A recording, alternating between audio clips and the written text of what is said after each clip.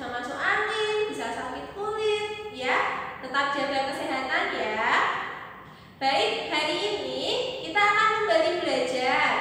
Kita akan memulai subtema 2 anak-anak, yaitu tentang kebersihan lingkungan.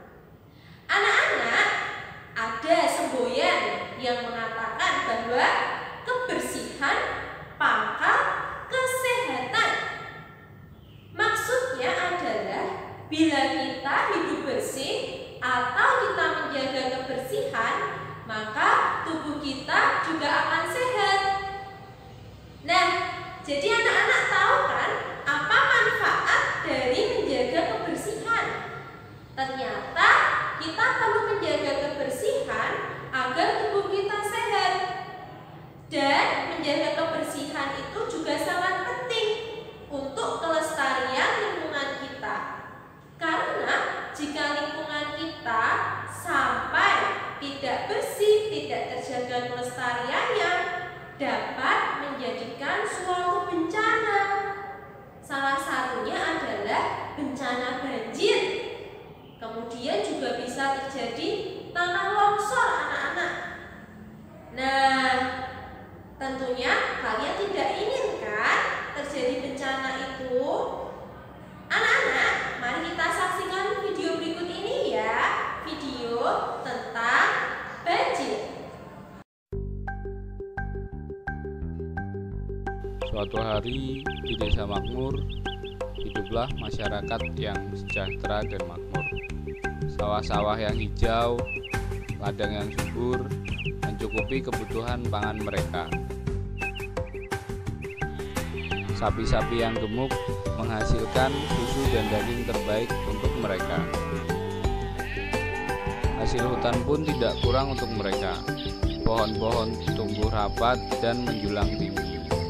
Mereka tercukupi dari sumber daya alam yang melimpah ruah. Namun, semua itu membuat masyarakat desa makmur terlena dan tidak memperdulikan lingkungan sekitar. Mereka membuang limbah dan sampah secara sembarangan dan menggunduli hutan sekitar yang menjadi sumber resapan air daerah tersebut. Saat ini sungai terlihat sangat kotor. Airnya sudah tidak sejernih dahulu. Sampah yang tidak bisa terurai membuat sungai menjadi dangkal. Musim kemarau telah tiba. Desa yang tadinya subur dan juga hijau kini menjadi gersang dan kekeringan. Pohon sebagai sumber resapan dan cadangan air telah habis ditebang. Setelah sekian lama menunggu, hujan yang dinanti pun akhirnya datang. Hujan datang dengan derasnya. Air memenuhi sungai yang dangkal itu dan mulai meluap ke pemukiman warga. Warga mengungsi, menyelamatkan harta benda, saling bergotong royong dan membantu sesama.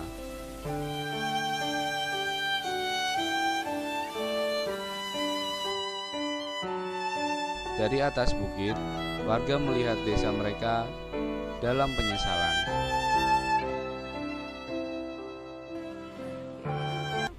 Setelah air surut, warga kembali ke desa dan mulai membersihkan lingkungan sekitar.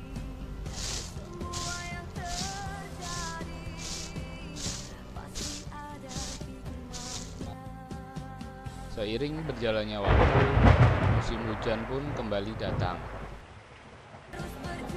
Air mengalir lancar, tidak ada banjir lagi. Pohon-pohon baru mulai tumbuh, dan desa makmur menjadi hijau kembali. Alam adalah titipan ilahi. Kita harus menjaganya seperti menjaga diri kita dan orang-orang yang kita cintai. Anak-anak, video tadi menceritakan tentang bencana banjir. Banjir itu bisa disebabkan karena peristiwa alam dan juga disebabkan karena perbuatan dari manusia. Alam terjadi karena curah hujan yang sangat tinggi, ya, itu menyebabkan banjir. Nah, perbuatan manusia apa, Bu? Tadi diceritakan bahwa ada yang menebang pohon sembarangan. Kemudian ada juga yang membuang sampah di sungai, di selokan. Padahal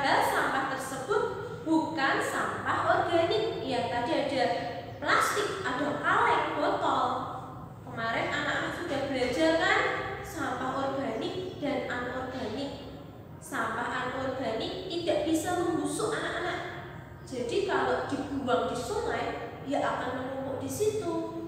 Akhirnya aliran air akan terhambat, sehingga ketika curah hujan sangat tinggi, maka tidak bisa mengalir dan akhirnya banjir mengendangi perumahan warga.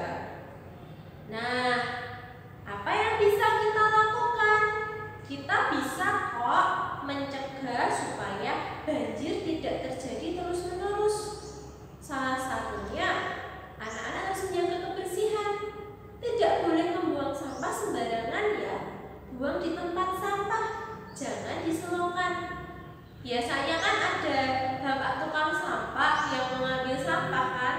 Nah, maka kalian buang ke tempat sampah, jangan diselongkan, apalagi di sungai ya, karena itu juga menjadi penyebab banjir. Nah, anak-anak, alat-alat kebersihan dapat kita gunakan untuk membersihkan lingkungan kita. Apa saja itu? Baiklah, Bu Ari akan menjelaskan tentang macam-macam alat kebersihan. Kita lanjutkan ya bersama Bu Ari. Terima kasih. Selamat pagi anak-anak. Terima kasih Bu Vivi tadi yang sudah mengajarkan tentang akibat jika tidak menjaga kebersihan lingkungan. Nah, anak-anak, Bari di sini punya berbagai macam alat yang digunakan untuk menjaga kebersihan lingkungan. Dibiasakan anak-anak nanti kalau membuang sampah pada tempatnya supaya tidak terjadi banjir. Yuk anak-anak, Bari mau tunjukkan satu persatu benda apa saja yang digunakan untuk menjaga kebersihan lingkungan rumah. Dimulai dari apa ini? Dari bulu-bulu? Ya, namanya kemoceng. Kemoceng ini digunakan untuk membersihkan debu. Debu yang ada di meja, di kursi, di kaca jendela, dan lain sebagainya. Lalu ini apa namanya? Dari ijuk. Namanya sapu ijuk. Sapu ini digunakan untuk di dalam rumah. Tidak boleh digunakan di luar rumah karena sapunya bermacam-macam ya.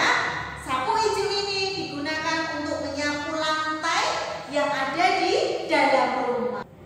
Nah, setelah menyapu, anak-anak bisa mengumpulkannya di pengki ini.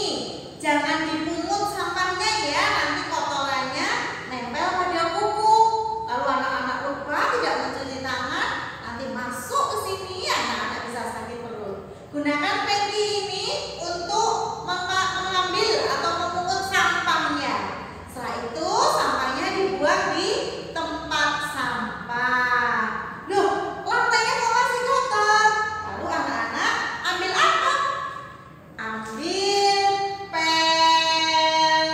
Ya, setelah disapu lalu dipel. Boleh nggak Bu Ari airnya disiram-siram begitu? Tidak boleh, nanti malah lecek atau basah semuanya. Maka anak-anak bisa menggunakan ember. Ya, embernya diisi air, lalu dimasukkan, diperas untuk mengepel lantai. Nah, itu tadi macam-macam alat yang digunakan untuk menjaga kebersihan di rumah. Untuk penugasannya, anak-anak, ini kan masih banjir ya anak-anak ya. Siapa yang tadi rumahnya kebanjiran? Sudah ditanya Bu Vivi. Siapa yang rumahnya kebanjiran? Siapa yang rumahnya tidak kebanjiran? Ya, baik. Yang masih banjir rumahnya, ini kan saatnya bersih-bersih. Maka anak